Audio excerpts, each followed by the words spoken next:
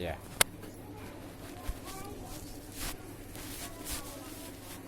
Bismillahirrahmanirrahim. Assalamualaikum warahmatullahi wabarakatuh. Alhamdulillahirabbil alamin wassalatu wassalam ala asyrafil anbiya'il mursalin sayyidina Muhammadin wa alihi washabbihi wa man wala. Qala Allah ta'ala fi kitabil karim. A'udzu billahi minasyaitonir rajim. Bismillahirrahmanirrahim. Ya ayyuhallazina amanu dzkurullaha dzikran katsira. Shadaqallahul azim. Alhamdulillah, pada malam yang kedua ya, kajian kedua ini, kita memasuki pasal pertama. Jadi kemarin itu sebagai mukadimah saja, bersifat mukadimah yang 2 hari yang lalu. Jadi sekarang kita langsung masuk saja di pasal pertama di kitab Al-Qaulus Shadiq. Jadi Al-Qaulus Shadiq ini salah satu karangan dari Bapak Kiai Haji Junaid Sulaiman di Bone, beserta pimpinan pesantren Kiai Haji Yunus Martan Asadiyah Sengkang, kerjasama dengan Kiai Haji Anggot Dalek DDI Parepare. Kemudian sama Kiai Haji Daud Ismail Sopeng. Jadi 4 pimpinan besar pesantren sepakat mengarang buku Al-Qaulus Shadiq. Inilah yang kita mau bahas. Kita dalami apa maksud dari buku ini, bagaimana kajian buku ini. Di sini saya lihat memang sangat penting sekali karena termasuk dasar, masih termasuk dasar. Andaikan bangunan seperti pondasi lah gitu. Tapi pondasi ini kalau insya Allah kalau kita amati, kalau saya amati isinya ini, andaikan pondasi yang persiapan lantai 40.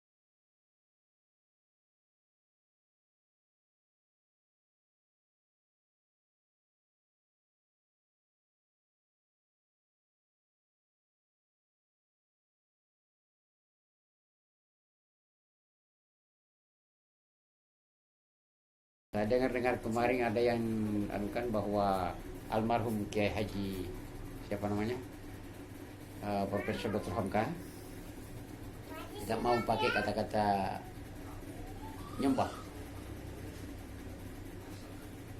Kenapa? Karena kita ini menyembah kepada Allah, menghadap kepada Allah tidak sama dengan menyembah kepada berhala. Alasan dia gitu kan.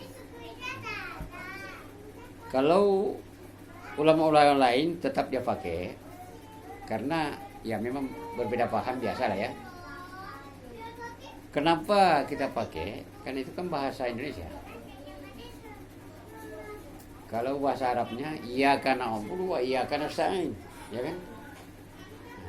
Kepadamu aku menyembah dan kepadamu aku minta tolong, ya kan? Kan begitu. Kepada engkau aku minta tolong. Nah, jadi kata-kata menyembah di sini sebenarnya bukan untuk semata-mata untuk Allah saja. Tujuannya sebenarnya cuma ada yang pakai nyembah berhala, kemudian dipakai kata-kata sembah. Nah, itu namanya salah sembah. Ya kan? Ada yang menyembah pohon-pohonan, pohon kayu. Itu salah sembah. Sebenarnya kata-kata sembah itu untuk Allah saja. Ya ayyuhallazina amanu ubudullah, gitu.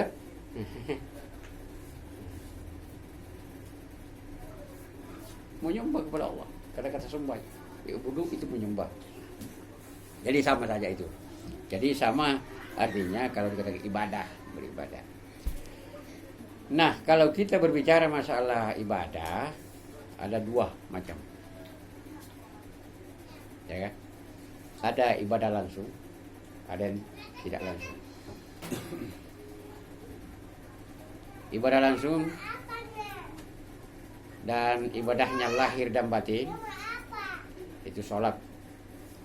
Itu namanya langsung, tidak boleh diwakili. Kalau bisa diwakili ya Rasulullah, ya kan? Bisa dia saja yang sholat, disalatkan anaknya, keluarganya. Tapi tidak boleh, harus masing-masing. Artinya hamba dengan Allah langsung. Nah, itu namanya ibadah. Kalau sepertinya jual beli, ya kan, itu termasuk ibadah juga, termasuk juga kategori ibadah, tapi namanya muamalah, karena ada perantaraan, diantarai oleh sesama makhluk, tidak langsung kepada Allah, tidak perorangan. Begitu kurang lebih pengertiannya, perbedaannya antara ibadah dengan muamalah, ya kan? Jadi anak-anakku serta di sini ada cucuku 3 orang. Nah, jadi ini memang diutamakan, dihususkan untuk keluarga, dihususkan keluarga. Dan saya sebagai kakek memang berkewajiban, ya kan? Kalau saya tidak apakan ini, bisa juga saya berdosa, kan? Nah, sepanjang mereka mau ikuti.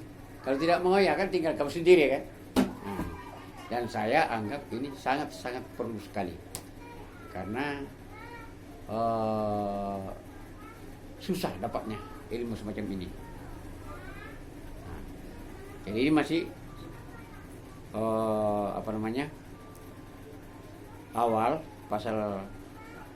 pasal pertama kita bahas mengenai perhubungan Allah dengan hamba, artinya penyembahan, ya.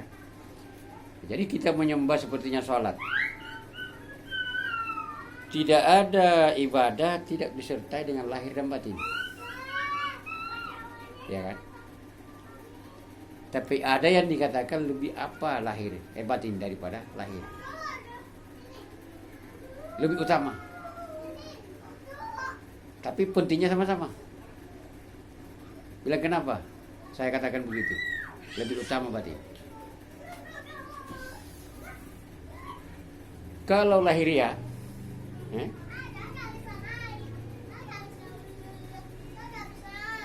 sehat, semua sehat, itu namanya normal kan, lahir dan batin menghadap kepada Allah. Jadi bagaimana kalau orang sakit? Tidak bisa berdiri. Apakah sah salatnya? Duduk saja? Ya kan? Sah. Sepanjang masih ada ingatan. Nah. Tidak bisa duduk. Cuma baring saja. Ya namanya kewajiban tetap salat. Walaupun tidak mampu duduk, hanya mampu baring, tetap salat karena ingatannya masih ada. Nah, sebaliknya, ya sebaliknya, sehat semua pada, bisa berjalan kemana ke sana kemari, ya kan? Sehat. Tapi ingatannya tidak sehat. Apa bisa sholat? Tidak bisa kan? Nah, ini. Itu pentingnya dibahas ini masalah ingatan. Kenapa di dalam Al-Quran baik dalam hadis banyak sekali, penting sekali yang dikatakan mengingat Allah. Artinya dipergunakan ingatan untuk mengingat Allah. Nah, inilah yang kita mau kaji. Karena selama ini kita tahu itu saja. Barang siapa yang mengingat Allah, berzikir kepada Allah, ya, pahalanya luar biasa.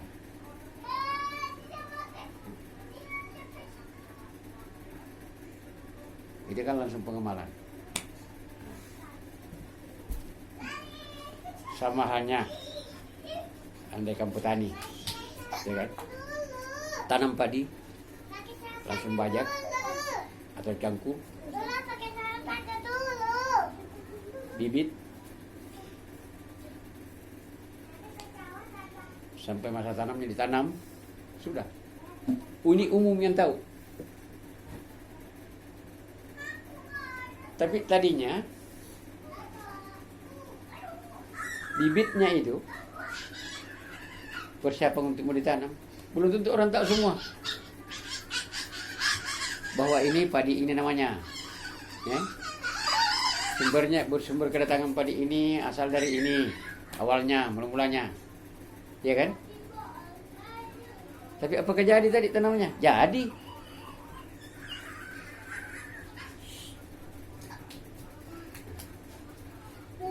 Tapi kalau orang yang tahu, oh ini padi ini sumbernya dari ini, kemudian yang dipakai membajak, kita pakai apa namanya, mengolah sawah ini dari kayu ini, dipakai biasanya dengan kerbau atau dengan mesin, umpamanya kan. Nah, mesinnya itu mesin ini yang biasa dipakai. Nah, digali semua itu, mau tahu semua. Inilah sama dua halnya ini yang kita mau bahas ini, ya kan? Jadi di sini tidak ada cerita tarekat, syariat, hakikat, marifat. Kita di sini andaikan berjalan, jalan kompas saja, pintas saja.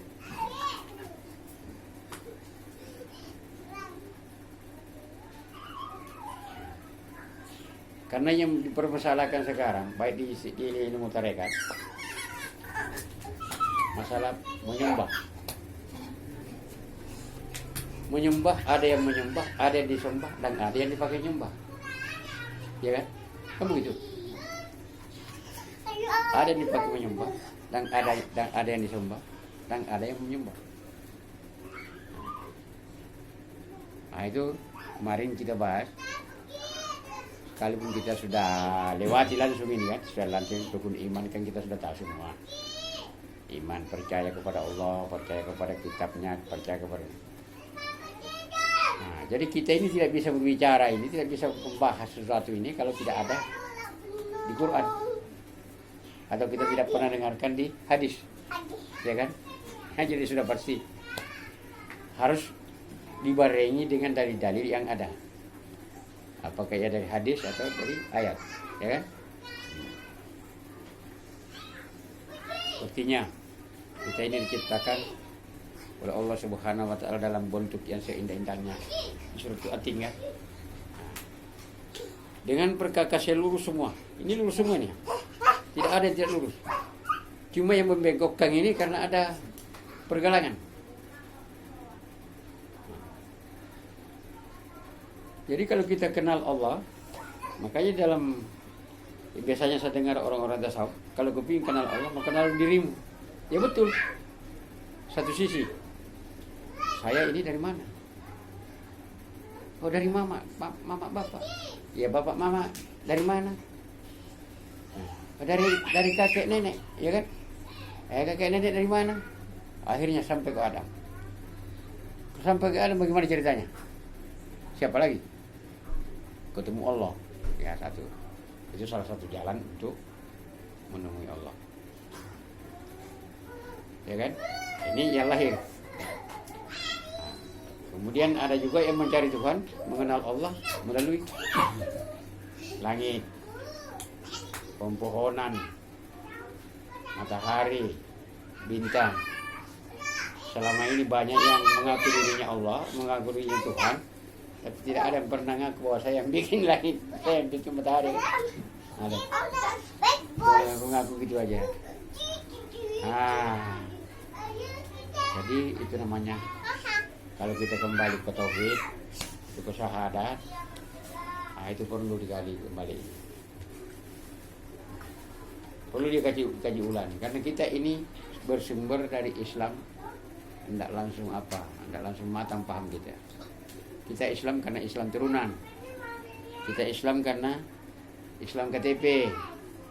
Kita Islam karena baru belajar. Pemanya kan? Jadi Islam ini memerlukan kajian. Kenapa orang-orang bukan Islam masuk Islam artinya mu'alaf? Karena orang mencari ilmu, betul-betul sungguh-sungguh mencari ilmu, mencari kebenaran. Begitu masuk bahkan bisa jadi ustaz.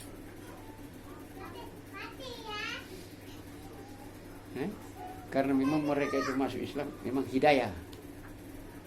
Jadi kita ini karena turunan, Islam turunan, kadang kita bangga karena kita ini Islam turunan, tanpa mempedulikan apa hakikinya sebenarnya, ilmunya sebenarnya ini Islam ini yang sebenarnya. Makanya kita perlu kaji ulang walaupun kita pernah sekolah. Karena namanya ilmu kalau sudah lama hilang, tidak diulang-ulang hilang. Makanya perlu saya adakan begini karena memerlukan namanya kita kaji ulang namanya ilmu. Satu. Jadi di sini di pertama ini, di pasal pertama ini membicarakan tentang hablum minallah ya. Berhubungan langsung dengan Allah sepertinya sholat, kemudian zikir, diperbanyak zikir. Jadi zikirnya kalau bisa kita tahu perhitungannya satu hari bisa dapat satu hari 100 kali. La ilaha illallah. Bisa nggak? Lebih dari itu bisa ya.